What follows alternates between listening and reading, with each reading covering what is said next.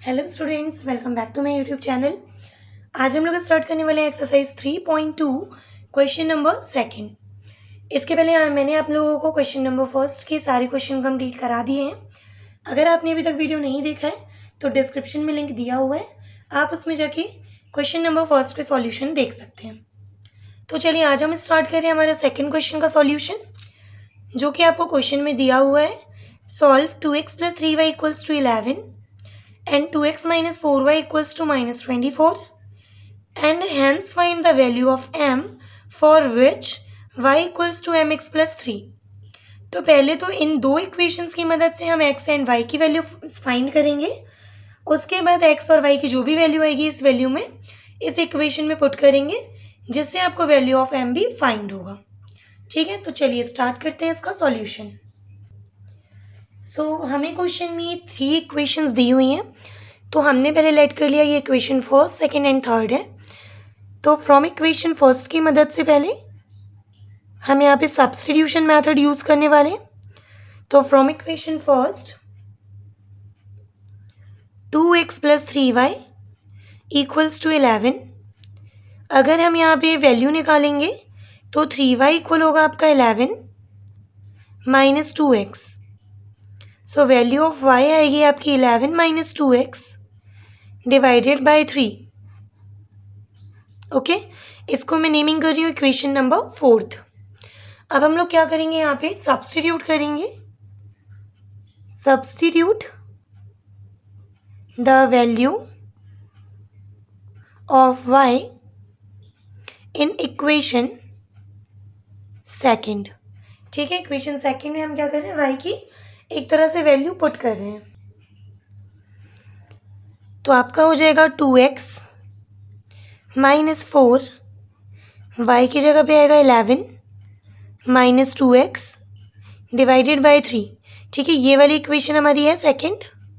इसमें हमने y की जगह पे ये वैल्यू पुट की है इक्वल माइनस 24। तो ये हमारा इतना आ गया।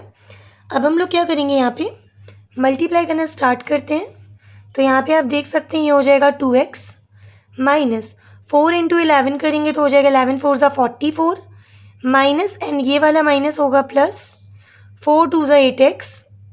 इस पूरे के डिवाइड में आएगा आपका 3 इक्वल्स टू माइनस 24। अब यहाँ पर अगर हम एलसीएम लेंगे तो आपका क्रॉस मल्टीप्लिकेशन भी हो सकता है।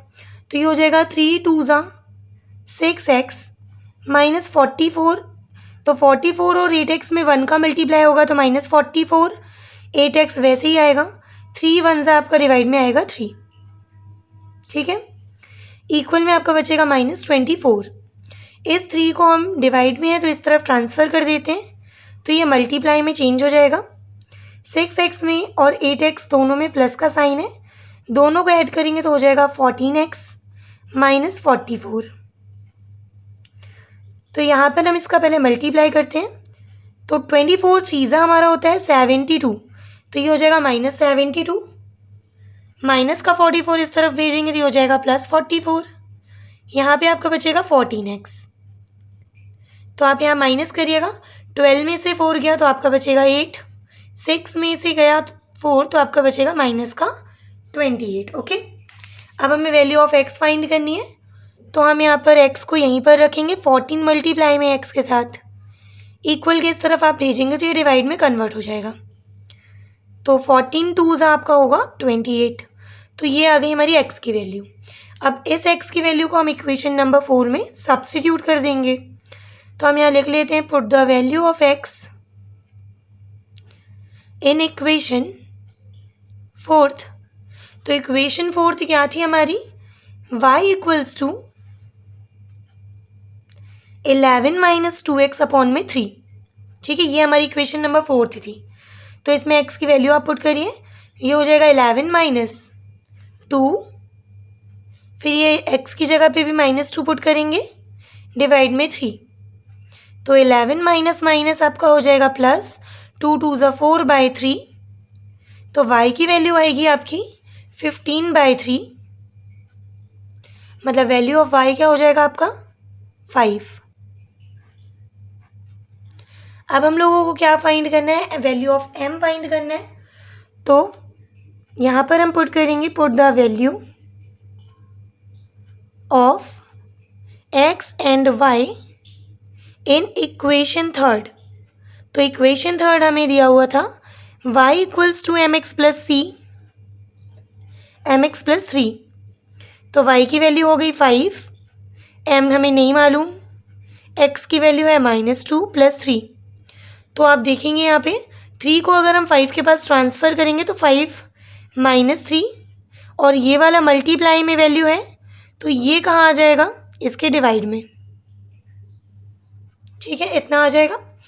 5 में से आपका 2 माइनस हो जाएगा, 5 में से 3 माइनस हुआ तो आपका बचेगा 2, डिवाइड में भी आपका आएगा 2, 2 से ये 2 कैंसिल 1 टाइम में, तो वैल्यू ऑफ m हो जाएगा आपका -1। सो आई होप आप सभी को सेकंड क्वेश्चन इजीली समझ में आ गया होगा। इसके बाद हम देखते हैं इसका third solution. Now the question number third is form the pair of linear equations for the following problems and find their solution bye substitution method. तो सबसे पहले आपको जो स्टेटमेंट्स दी हुई हैं इसको पेयर ऑफ लीनियर इक्वेशन में आप पहले फॉर्म में चेंज करेंगे, उसके बाद उसे हम सब्स्टिट्यूशन मेथड से क्या करेंगे, आंसर उसके सॉल्यूशन फाइंड करेंगे। So first question is the difference between two numbers is 26, one number is 3 times the other, find them. ठीक है, तो पहले तो आपसे बोल रहा है कि दो नंबर्स का जो डिफरेंस है वो 26 है और जो पहला नंबर है वो दूसरे नंबर का 3 टाइम्स है। ठीक है, तो आई होप आपको फर्स्ट क्वेश्चन समझ में आ गया होगा। तो चलिए स्टार्ट करते हैं इसका सॉल्यूशन। तो सबसे पहले तो क्वेश्चन में हम लेट करेंगे कि दो नंबर्स कौन कौन से हैं। तो we let first number be x and second number या अदर नंबर बी वाई। तो फर्स्ट एक्स नंबर है, एक्स है ना हमारा नंबर, और सेकेंड नंबर वाई है। अब आपसे सॉल्व में क्या बोल रहा है, अकॉर्डिंग टू द क्वेश्चन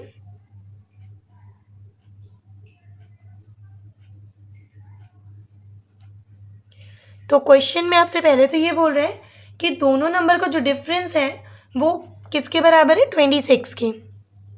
तो अगर x माइनस वाई का जो डिफरेंस है वो 26 के इक्वल है, तो ये आ गई इक्वेशन नंबर हमारी फर्स्ट। सेकेंड आपसे क्या बोल रहा है, one number is 3 times the other. ठीक है, मतलब एक नंबर जो है वो दूसरे का क्या है, 3 टाइम्स। तो मैं ऐसा लेके चलती हूँ यहाँ पे कि जो x होगा वो y का 3 टाइम्स होगा। ओके, y का क्या होगा, 3 टाइम्स। तो इस जगह इसको हम मान लेते हैं इक्वेशन नंबर सेकेंड। तो यहाँ पर हम सब्स्टिट्यूट कर रहे हैं, substitute the value of x in equation first.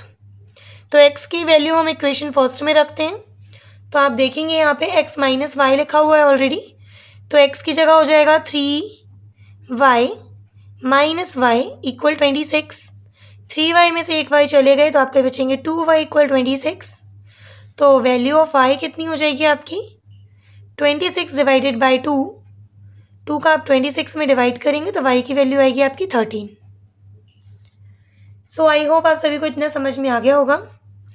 अब हम y की वैल्यू जो 13 आई है इसको हम इक्वेशन थर्ड में पुट करेंगे, सेकंड में। Put the value of y in equation second. So equation second is x is equals to 3y। तो 3y की जगह हो जाएगा 13, तो वैल्यू ऑफ x कितनी आ जाएगी, 13 3 ज़ा 39। तो ये दोनों हमारे आंसर्स हैं। सो आई होप आप सभी को क्वेश्चन नंबर थर्ड का सॉल्यूशन समझ में आया होगा। इसके बाद हम नेक्स्ट स्टार्ट करते हैं क्वेश्चन थर्ड का second solution. Now the second question is the larger of two supplementary angles exceeds the smaller by 18 degrees, find them।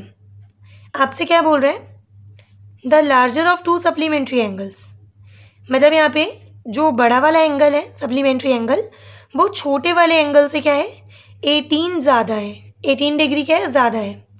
तो पूछ रहा है कि फाइंड देम। तो देखिए सप्लीमेंट्री एंगल्स जो होते हैं उसमें दोनों ही एंगल्स का सम जो होता है वो 180 होता है। ठीक है, तो पहले तो आपको इक्वेशन मिलेगी कि दो एंगल हम मान लेते हैं ए और बी, उन दोनों का सम 180 होगा। सेकंड क्या बोल रहा है कि जो लार्जर एंगल है वो स्मॉलर एंगल से क्या है 13 एक्सीड है। एक्सीड्स का मतलब होता है कि वो ज़्यादा है उतना। ठीक है, तो चलिए स्टार्ट करते हैं इसका सॉल्यूशन। इसमें सेकंड क्वेश्चन में भी हम लेट कर लेते हैं। The larger angle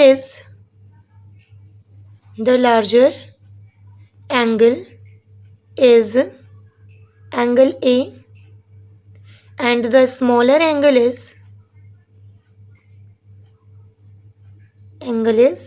angle B। ठीक है, तो वो एंगल है ए हमारा बड़ा वाला एंगल है और एंगल बी जो है वो स्मॉलर एंगल है। तो वी नो दैट, हम क्या जानते हैं, तो we know that the sum of two supplementary angles are 180 degree. ठीक है, द सम